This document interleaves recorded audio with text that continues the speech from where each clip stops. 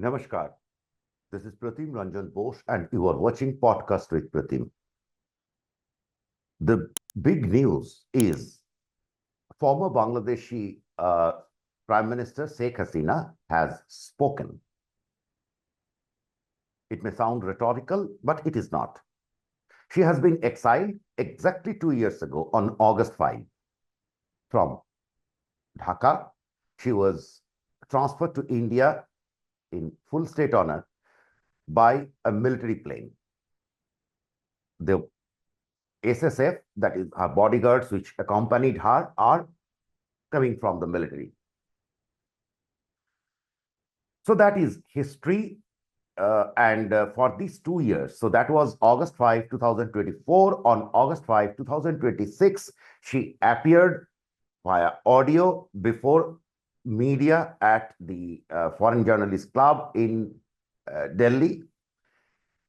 She even took questions, live questions.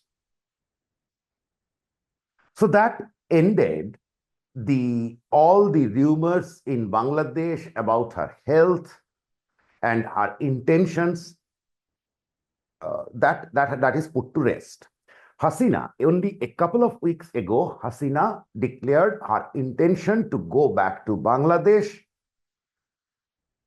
by December. That is what she said. That is when they won the war in the liberation struggle, the liberation war in 1971. She wants to go back in that very month. All the choices of dates, everything is very, very well thought about. She resurfaced on the very day she was thrown out. So there are many things. I want to make this podcast short because you already have all the information. Let me focus on the key issues. Number one is this marks a new beginning in the India-Bangladesh relationship. There is little doubt about it because whatever the technicalities may sound, it practically with this event, it is significant because India was maintaining a strategic patience for last 2 years when Bangladesh was doing all the shouting.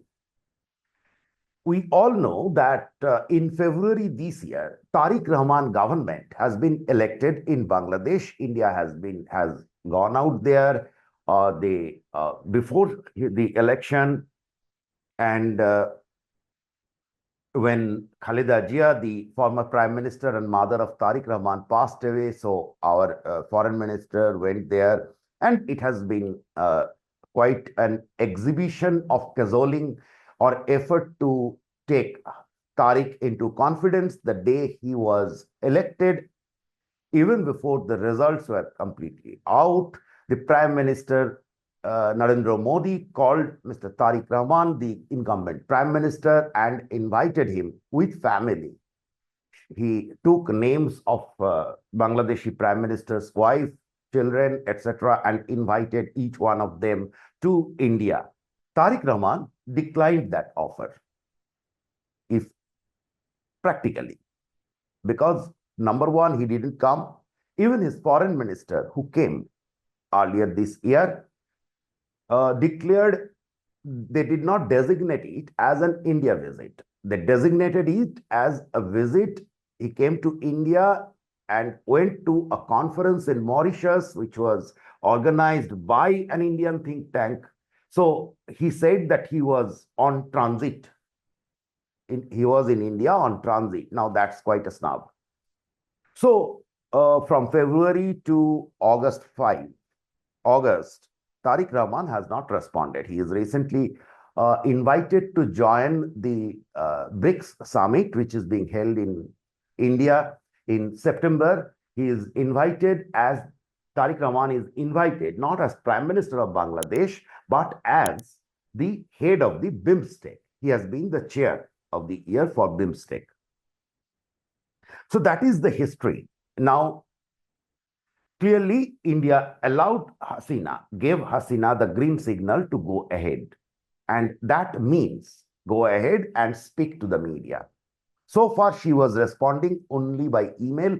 That too, depending on her choice, it was more of a PR strategy.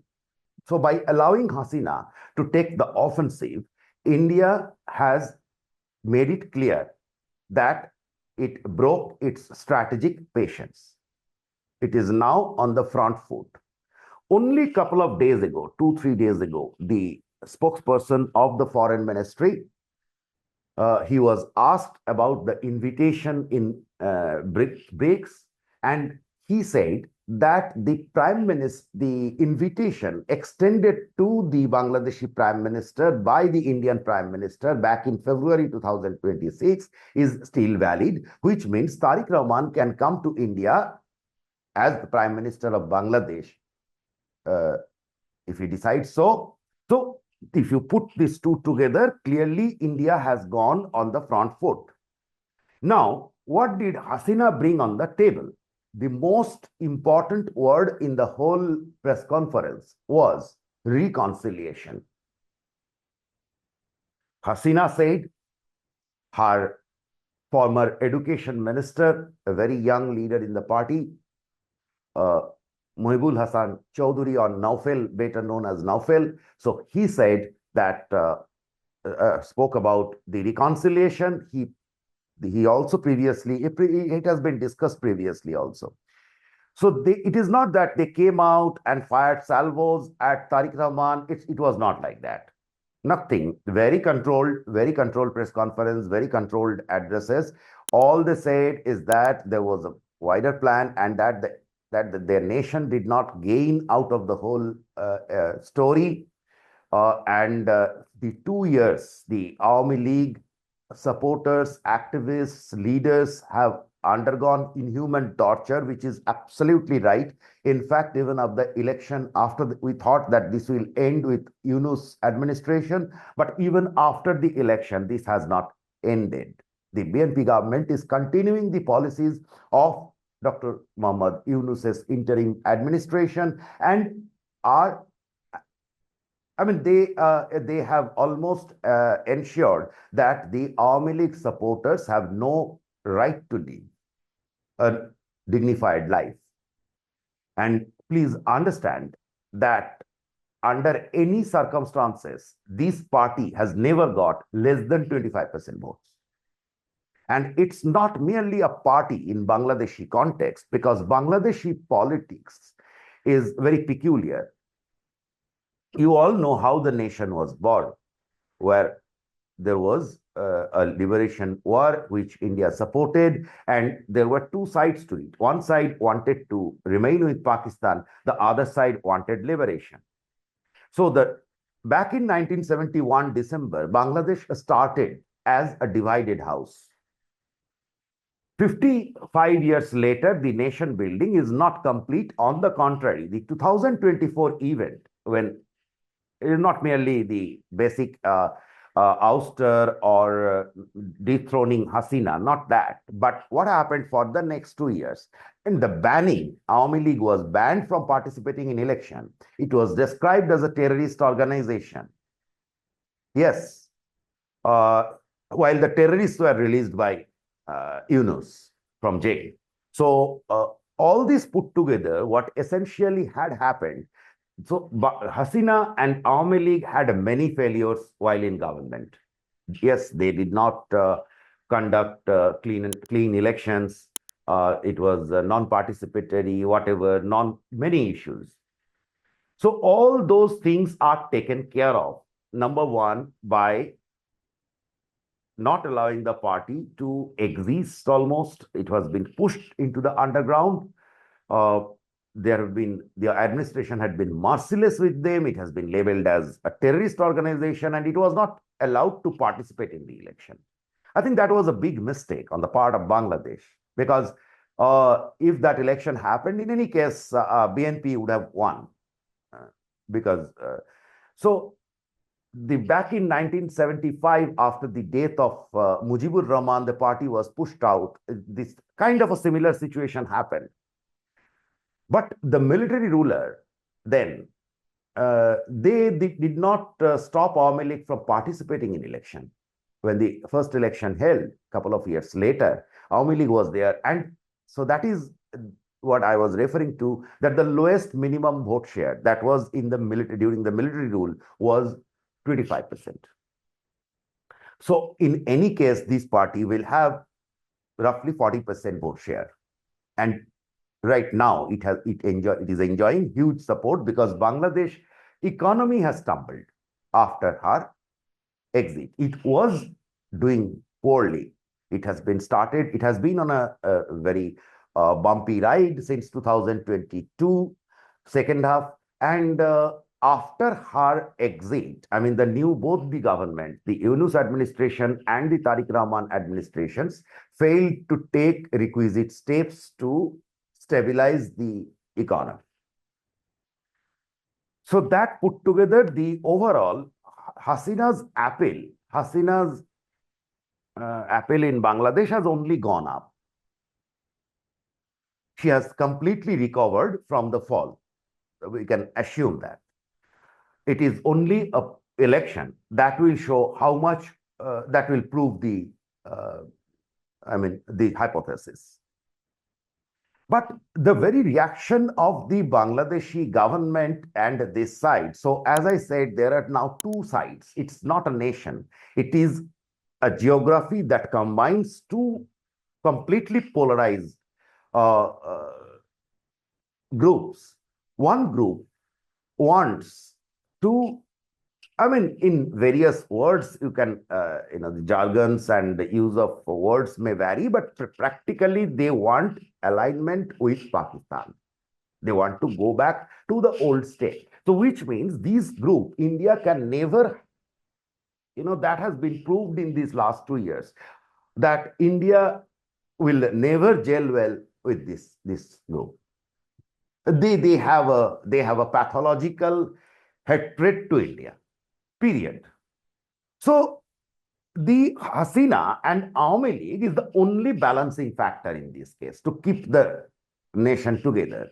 And they can stay together if they decide to reconciliate. If they agree, if the ruling BNP leaves space for Awami League to participate in elections. And in that case, the Islamist pressure, the country is now heavily tilted towards Islamists. It is about time when the Islamists will take over. They have taken over. They are calling the shots. And the rest, formally, they will take over if this situation continues. So Hasina and Awami League is very much required as the balancing factor. And the process, so yesterday, the process has begun. How it goes, we have to see. But it is very clear that if the Tarique Rahman government now has clearly two choices. One, if he comes to India in the BRICS summit, he is yet to confirm if he comes to India or in the BRICS summit or after that, it is clearly he has to come under the shadow of Hasina, because Hasina has come out on the front foot and so is India.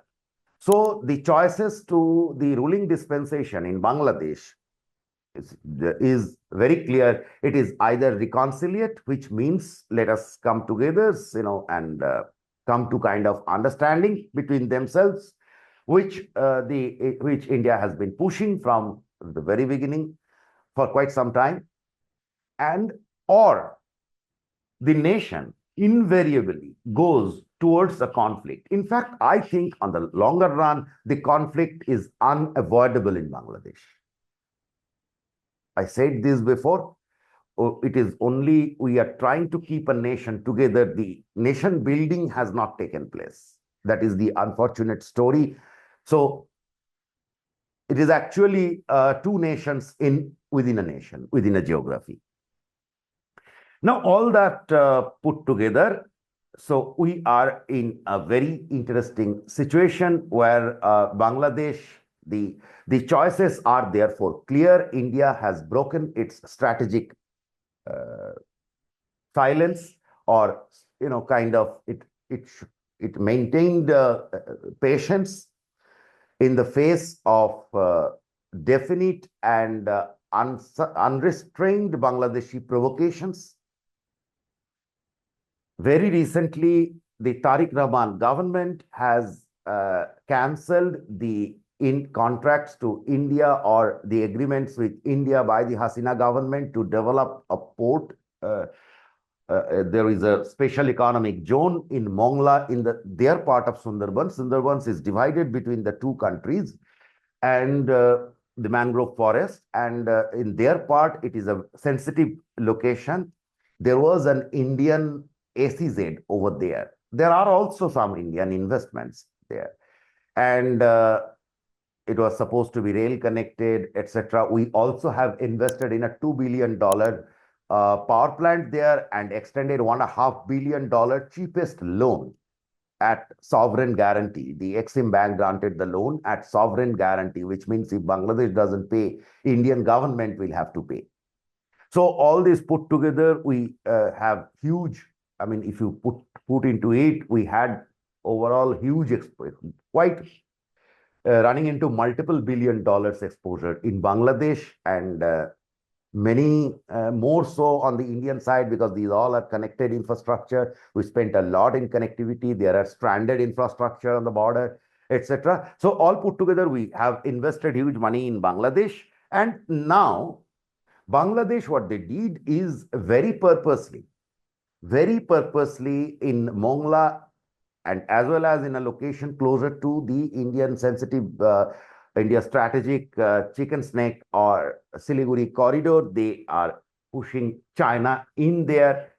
So the ruling dispensation in Dhaka wants to stay with the G2, the US-China combination. Whether they'll be successful or not is another issue. So it is now very clear that the Indian side is not going to leave the ground easy for them. And for now, Hasina has taken over the seat.